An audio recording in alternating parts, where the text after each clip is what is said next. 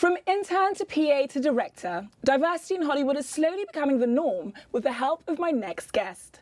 Here to talk about her Viceland docu-series, My House, premiering on the 25th of April, is director and producer Nneka Onuorah. Welcome to Rise 360, Nneka. How are you? What's up? What's up?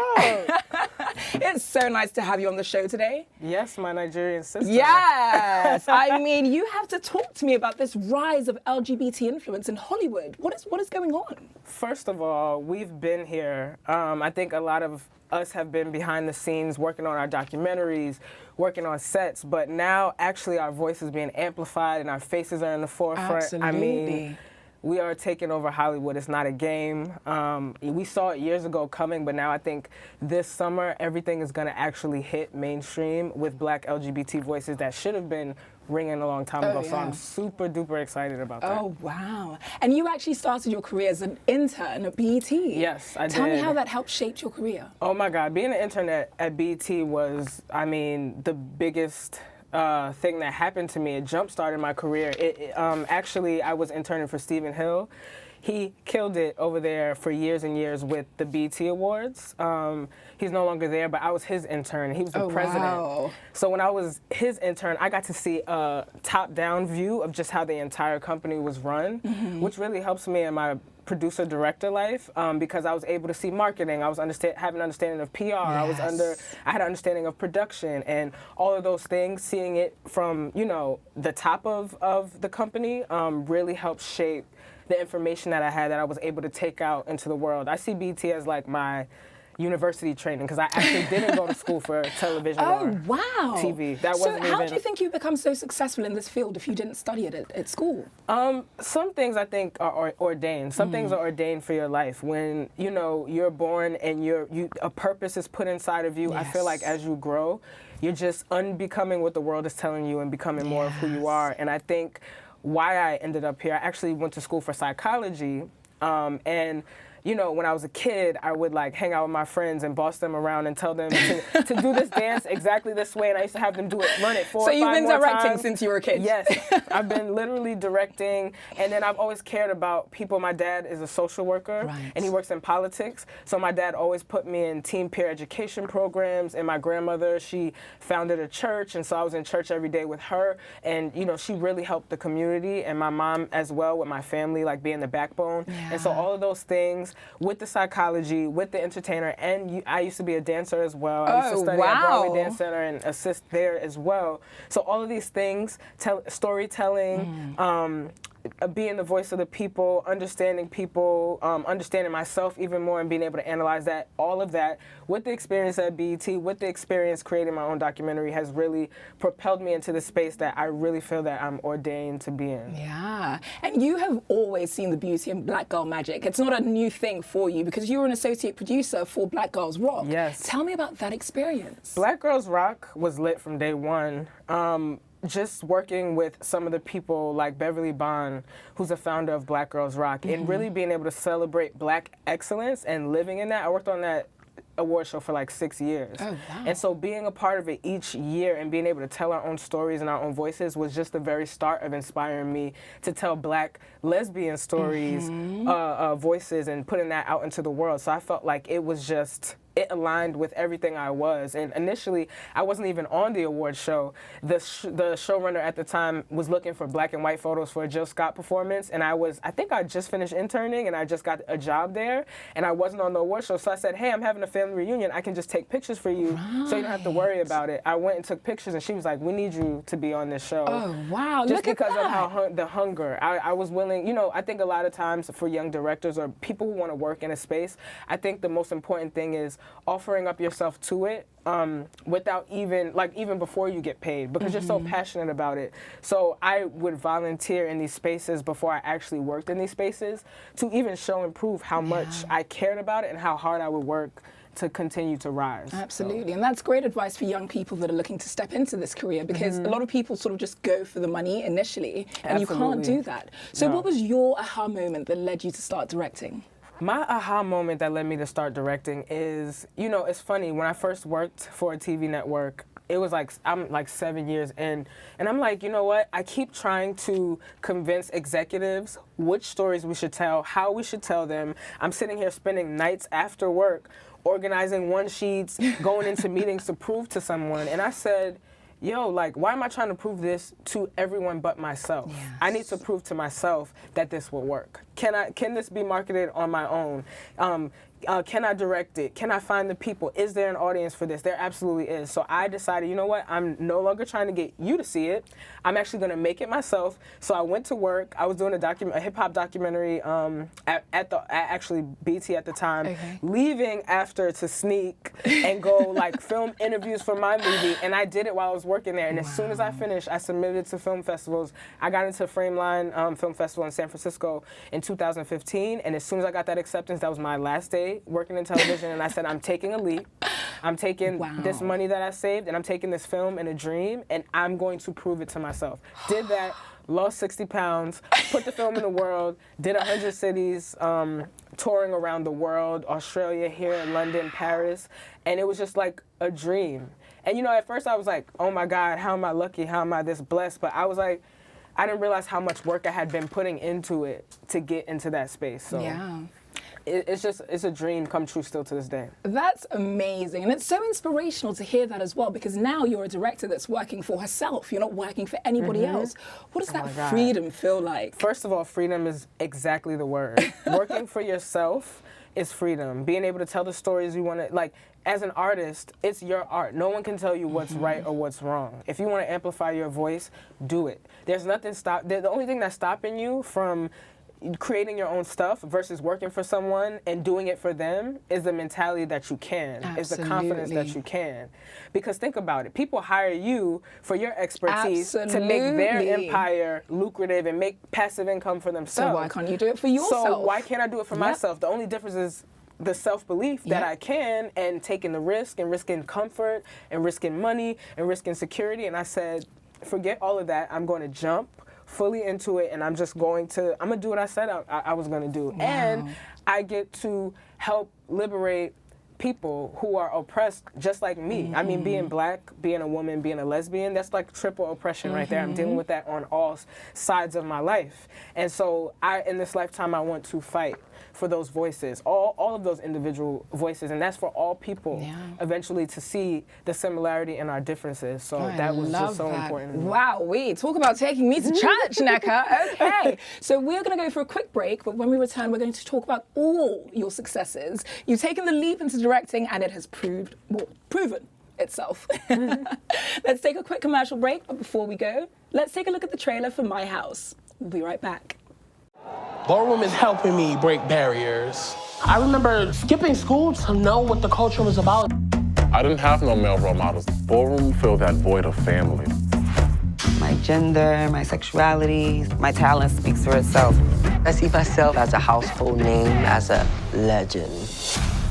New York City, you wanted a ball, but for you to get the validation and the respect, you must walk. Ballroom can knock you down. You have to stay on your A game. They will chop you. Thank you, girl. Bye, Felicia. What happened? What happened? Wait. Security! Just get him out of here. Realness, spoken with a twist. These are the girls that go like this. Cameras, light, 1, 2, 3. I am the girl that comes from me. You can dream big in Ballroom, but any bitch can be replaced. Anybody. Welcome back to Arise 360. I'm still joined by director extraordinaire Nneka Onuorah. Nneka, let's talk about the 10-part docu-series that you produced with Viceland called My House. Yes, My House is a story about the New York Vogue ballroom scene. We followed some incredible human beings.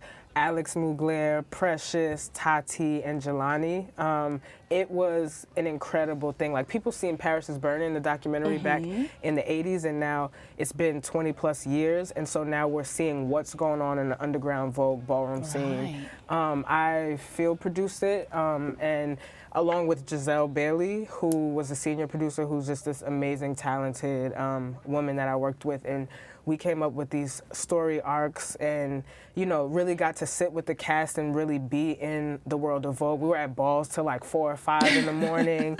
But what's so special about the project is that we really got an opportunity to really see inside of their lives, like with their parents. You know, a lot of times people are separated from their parents, being, you know, LGBTQIA, youth of color. There's a lot of, you know, family trauma there. There's a lot of relationship trauma. Yeah.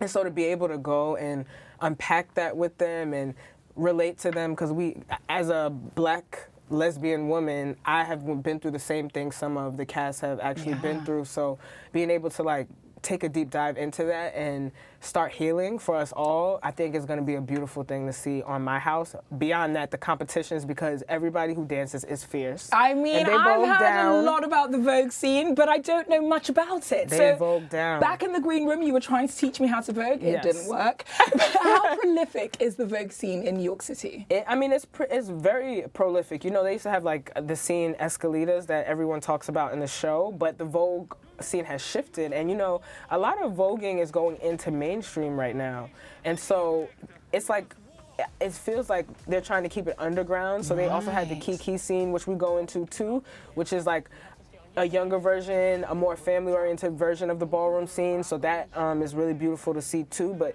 just to see the family, just to see the competition, just to see how they actually take what society throws at them and says, you're not going to be able to do this, and they empower themselves through this dancing. It's like a spiritual movement. It's one of the most beautiful projects I've ever got to be a part of. You know what it reminds me of? Almost like alchemists turning pain into beauty.